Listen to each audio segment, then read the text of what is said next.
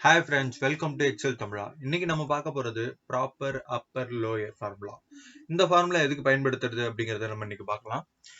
இன்னைக்கு வந்து பாத்தீங்க அப்படின்னா இங்க வந்து டெக்ஸ்ட் இருக்கு. இந்த இடத்துல இத்தனை டெக்ஸ்ட் இருக்கு. இது எல்லாமே வந்து ஒரு அன்ப்ராப்பரா வந்து இருக்கு. அதாவது ஒரு ஃபார்மேட்டடா இல்லாம நமக்கு வந்து அந்த டெக்ஸ்ட் இருக்கு. இதை வந்து எப்படி நம்ம ப்ராப்பரா கொண்டு வரலாம் அப்படிங்கிறதுக்காக தான் இந்த ஃபார்முலா. இப்போ வந்து ஃபார்முலா வந்து ப்ராப்பர் அதே தான். அதை செலக்ட் பண்ணி நம்ம கொண்டு வந்தோம் அப்படின்னா இது வந்து நமக்கு வந்து ஃபர்ஸ்ட் லெட்டர் கேப்ஸ்லயும் மற்றது எல்லாம் வந்து ஸ்மால்லையும் அடுத்தடுத்த வார்த்தைகள் வந்து அதுக்கு ஏற்ற மாதிரி அதை வந்து ப்ராப்பரா கொண்டு வந்துடும்.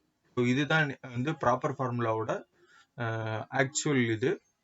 அடுத்ததா வந்து பாத்தீங்க அப்படின்னா இதுலயே அப்பர் இதை வந்து ஃபுல் கேப்ஸ்லயும் நம்ம வந்து கொண்டு வர முடியும். இப்போ அதுக்கு வந்து பாத்தீங்கன்னா ஈக்குவல் டு அப்பர் அப்படின்னு சொல்லிட்டு நம்ம அதை செலக்ட் பண்ணிட்டோம்னா ஆட்டோமேட்டிக்கா வந்து நமக்கு எல்லாமே ஃபுல் கேப்ஸ்ல வந்து எடுத்துக்கும். ஸோ இது வந்து எப்படின்னா நம்ம நிறைய பேஸ் வச்சிருக்கும் போது நம்ம இந்த மாதிரி ஃபார்முலாஸை ஈஸியா பயன்படுத்தி நமக்கு வந்து ஃபுல் கேப்ஸ்ல வேணும்னா ஃபுல் கேப்ஸ்ல எல்லாமே ஸ்மால் லெட்டர்ல வேணும்னா அதே போல வந்து லோயர் அப்படிங்கிற ஃபார்முலாவை யூஸ் பண்ணிக்கலாம்.